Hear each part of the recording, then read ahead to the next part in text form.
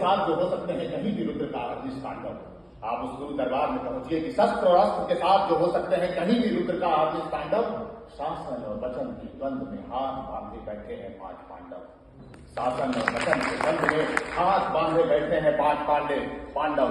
शकुनी की चाल में उलझा है सत्य और धर्म का युधिष्ठिर प्रलाप। शकुनी की चाल में उलझा है सत्य और धर्म का युधिष्ठिर प्रलाप। कर्ण के तीखे शब्द बाणों से छलनी होती है मर्यादा और एक कलंकित अभिशाप। कर्ण के तीखे शब्द बाणों से छलनी होती है मर्यादा और एक कलंकित अभिशाप। विदुर हो रहे प्रत्यक्षदर्शी दुर्योधन का अट्टहास। द्रोण और कृप की शिक्षा का नीचे गिरता आकाश। द्रोण और कृप की शिक्षा का नीचे गिरता आकाश। शासन से बंधे हैं गद्दी के रक्षक। अब भीष्म पे आता हूं कि शासन से बंधे हैं गद्दी के रक्षक। स्वयं की प्रतिज्ञा से लड़ता भीष्म प्राण और इन सब के बीच होता है शासन के दूषित दंभ से स्त्री का अपमान। और इन सब के बीच होता है शासन के दूषित दंभ से स्त्री का अपमान। और अब प्रश्न शुरू होता है कि उस सभा में गुरु दरबार में सिर्फ एक व्यक्ति था जिसने इस अपमान को नहीं देखा था, लेकिन सबसे ज्यादा दोष उसी को दिया गया धृतराष्ट्र को। तो अंधे धृतराष्ट्र पर पुत्र मोह का दोष सबने बढ़ा है।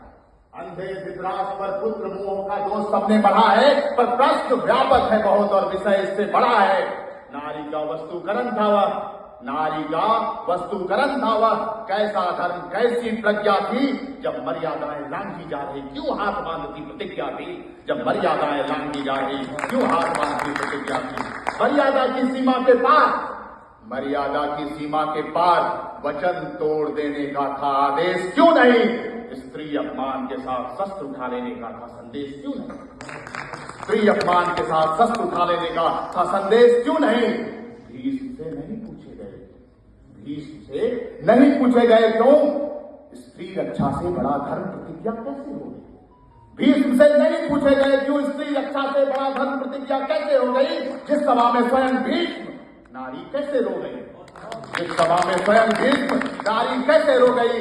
द्रोण, कृप, विदुर, धृतराष्ट्र, भीष्म और पांडव सबको द्रौपदी के अश्रुपूरित नयन ने निहारा था, पर उस व्यथा पर आंख झुकाए बैठी थी सभा। अबला को हर युग में बस भगवान का सहारा था। अबला को हर युग में बस भगवान का सहारा था।